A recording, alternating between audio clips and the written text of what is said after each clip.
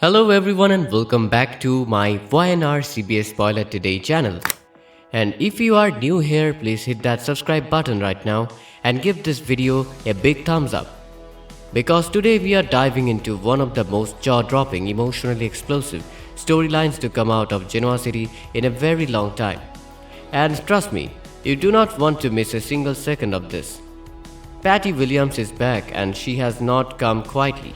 What started as a woman clinging desperately to a fantasy, a delusion that Jacobot somehow belongs to her, has now spiraled into something far darker, far more dangerous, and honestly far more heartbreaking than any of us could have anticipated. Patty has convinced herself deep in that fractured, troubled mind of hers that after what happened on the yacht, Jack genuinely wants her, that there is something real between them, that the only thing standing between her and the life she believes she deserves is Diane Jenkins' abort. And when a woman like Patty makes up her mind that someone needs to be removed from the picture, things get very complicated very fast. So here is everything that is unfolding, everything you need to know, and every reason why the storyline is about to consume your screen and your emotions for weeks to come. Let us start at the very beginning. Because to truly understand how terrifying this situation is, you have to understand the state of mind Patty Williams is operating from right now. She is not thinking clearly. She has not been thinking clearly for a long time. But what makes Patty so uniquely dangerous is that she genuinely believes she is fine. She tells herself she has grown. She tells herself she has healed. She walks around Genoa City with this quiet, almost serene confidence that she is a reformed woman, that the dark chapters of her past are behind her, and that is perhaps the scariest thing of all, because a person who knows they are unwell can be reached, a person who is convinced they are perfectly rational while planning something deeply irrational, that is a whole different level of dangerous. So, when Patty looks at Jacobot, she does not see a married man who is deeply in love with his wife. She sees a man who is temporarily confused, temporarily distracted by the wrong woman. And in her mind, it is her responsibility, maybe even her destiny, to set things right. The yacht incident gave her a sliver of hope. Whatever happened on that boat, whatever complicated, messy moment unfolded between her and Jack, Patty seized onto it like a lifeline. She replayed it over and over again, building an entire alternate reality on top of what was probably nothing more than a moment of weakness or circumstance. I can't believe she took something that small and inflated it into a reason to upend multiple lives. But that is exactly what obsession does to a person. And then there is Diane, poor, unsuspecting Diane, who is simply trying to hold her marriage together, rebuild her relationship with her son Kyle, and be present for her grandson Harrison. She has no idea, at least not at first, just how fixated Patty has become. She does not realize that every moment she spends with Jack, every laugh, every tender exchange, every visible display of love and commitment is being watched by a woman who interprets it as a personal affront. In Patty's warped perception, Diane is not a wife. She is an obstacle, and obstacles in Patty's world need to be eliminated. Now, here is where the story takes a deeply chilling turn. Patty begins to formulate a plan, and what is most unsettling about it is how logical it feels to her. She is not planning violence, or at least that is what she tells herself. She decides that making Diane disappear does not have to mean making her disappear permanently. Instead, she rationalizes the idea of holding Diane captive, keeping her isolated and away from Jack, while the rest of Genoa City slowly adjusts to her absence. In Patty's mind, this is actually an act of mercy. She keeps Diane alive, therefore she has shown growth, she has demonstrated restraint, she has proven, at least to herself, that she is not the same woman who once crossed the most terrible of lines. Can you imagine actually believing that kidnapping someone is evidence of your personal development? It is so deeply disturbing, and yet it makes a twisted kind of sense when you understand just how broken Patty's grasp on reality has become. Patty moves forward with her plan and she executes it with a cold, calculated precision that sends chills right down your spine. Diane is taken, isolated, cut off from the world, from every single person who loves her. And then Patty does something that is almost diabolically clever in its simplicity. She steals Diane's phone. She picks up that phone, she sits down, and she composes a farewell message designed to shatter Jack's world and rewrite the narrative entirely. The text she crafts is not sloppy or rushed. It is careful, emotionally nuanced, and strategically devastating. It reads like a woman who has made a difficult but deliberate choice to walk away. Too much pain, too much history, too many unresolved wounds to keep fighting for a marriage that is crumbling. Patty sends it and then sits back, waiting for Jack to grieve, to accept, and ultimately to turn to her. Imagine being Jack in that moment. You pick up your phone, you see a message from your wife, and the words just do not add up. Something is wrong, but you cannot quite put your finger on it immediately. Maybe the phrasing is slightly off, maybe the emotional logic does not quite track. Whatever it is, something in your gut, that deep, instinctive part of you that knows the person you love better than almost anyone, is screaming that this is not right. And that is exactly where Jack finds himself. He reads Diane's supposed goodbye, and instead of falling apart, instead of accepting it at face value, something in him refused to let it go. Because Jack knows Diane. He knows who she is now, not the woman she was years ago when she faked her own death and abandoned everyone, but the woman she has worked so hard to become. He knows how desperately she fought to rebuild her relationship with Kyle. He knows how much she loves Harrison. He knows she would not walk away from any of that, not willingly, not quietly, not in a text message. The idea that Diane would simply vanish on Kyle after everything they went through to find their way back to each other. Completely out of character, completely inconsistent with every choice she has made since returning to Genoa City.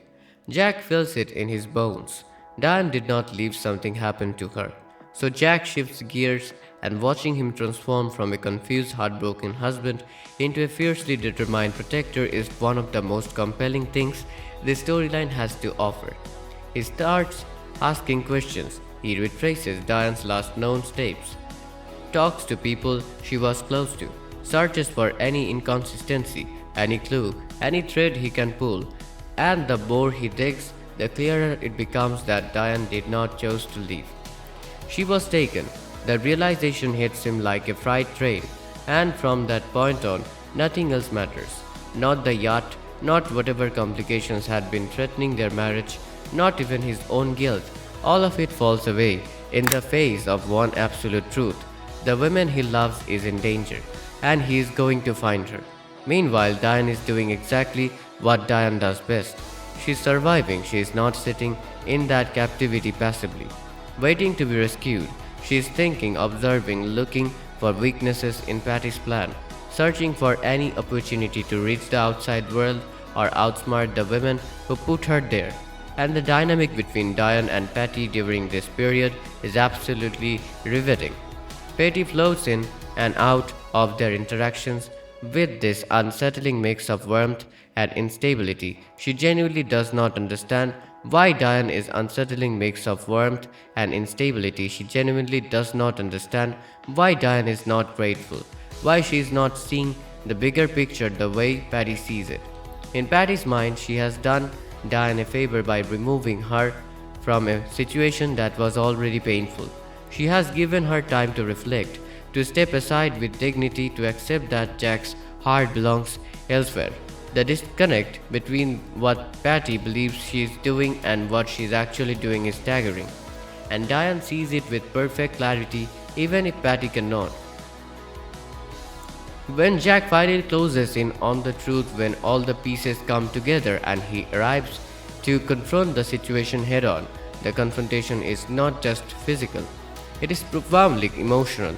It is the moment where Patty's fantasy meets the unforgiving wall of reality, and the collision is devastating. Jack's face says everything.